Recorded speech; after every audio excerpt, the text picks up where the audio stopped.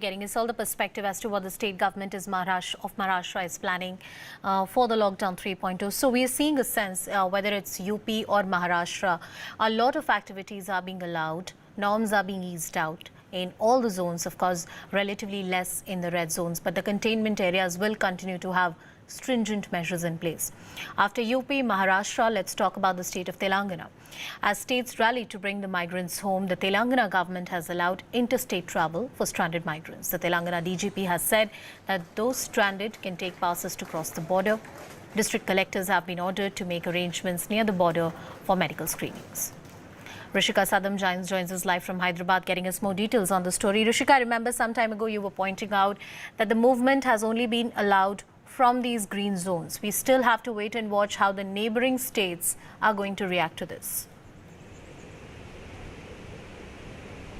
That's right, Anush. And as we speak, from the Andhra Pradesh government, where the Chief Minister has made an appeal to the people to stay wherever they are in the neighboring states and not come over to the borders. Now, a quick brief about what happened in the past. When the lockdown initially began, Telangana government did give out e-passes, and hundreds of them were stranded at the Andhra-Telangana border when the neighboring state did not allow them to cross the border. So similarly, even now that the DGP tweet is out there and a memo has been issued where at interstate checkposts, there will be medical teams screening people who have e-passes can cross the borders. Andhra Pradesh government, on the other hand, had appealed, the Chief Minister had personally appealed, saying people in the neighboring states should stay wherever they are and not try to cross borders. So clearly looks like Andhra is not opening to taking people coming from the neighboring states. Meanwhile, there are also people from Karnataka, people who want to go to Maharashtra. So it remains to be seen if Telangana government has actually come in contact with all the other states and are they open to relaxing these norms at the borders. That being said, there are also, like every other state, there are protests in Telangana as well, where migrant laborers want to cross borders. They're walking,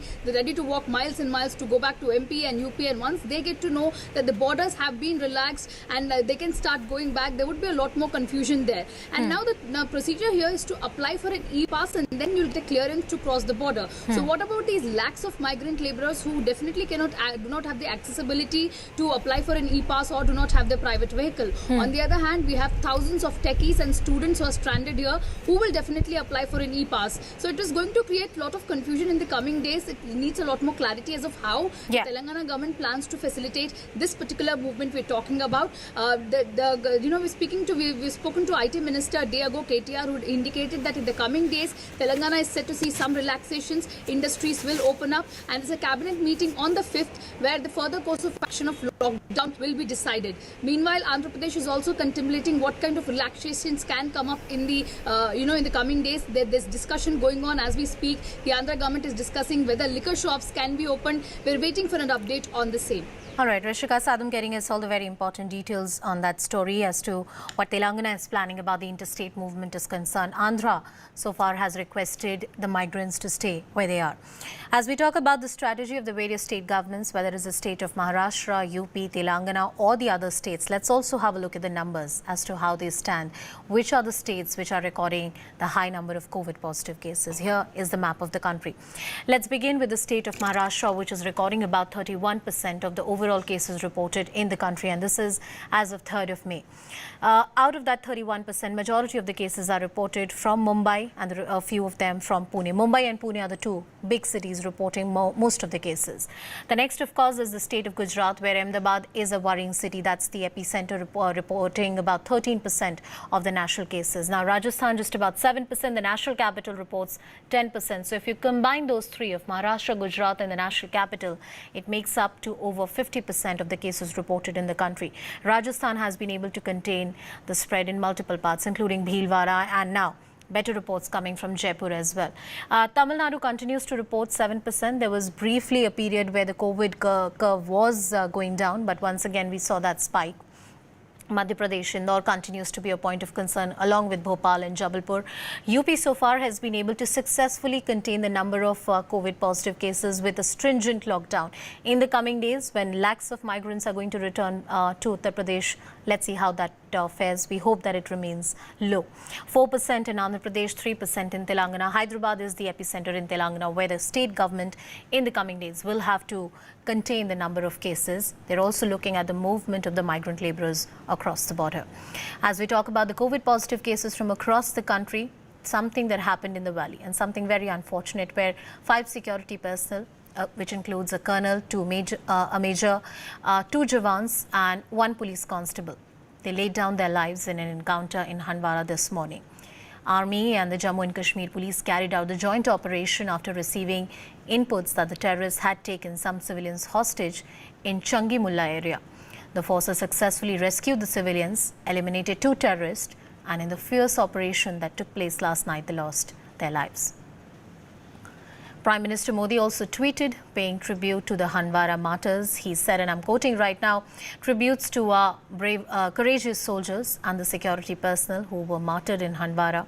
Their valor and sacrifice will never be forgotten. They served the nation with utmost dedication and worked tirelessly to protect our citizens. Condolences to their families and friends. My colleague Mufti Islah is joining us on the broadcast, getting us more details on the story. And Mufti, the manner in which this entire unfortunate event unfolded was quite a shocking one.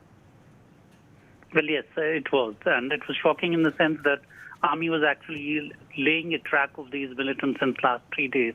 And what happened, there was some horrible kind of a mistake which went, because the house which they were targeting, all of a sudden they were fired at. They took refuge in another place where there was a cowshed, and in that cowshed we're learning that at least 2 militants were there, and that's when there was volume of fire directed at them. All the 5 people, including colonel, major, a sub-inspector of police, as well as 2 buddies of the colonel, they were killed in that. But we believe that the army has now de-inducted from that place, although massive searches did take place.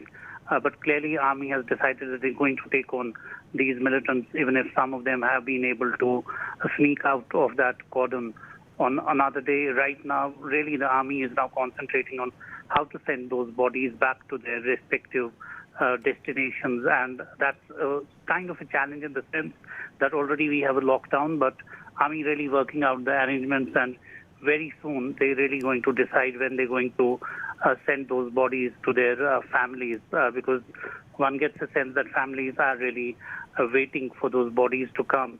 But clearly, it was an unfortunate day for the army that they lost 5 of their men, including that policeman.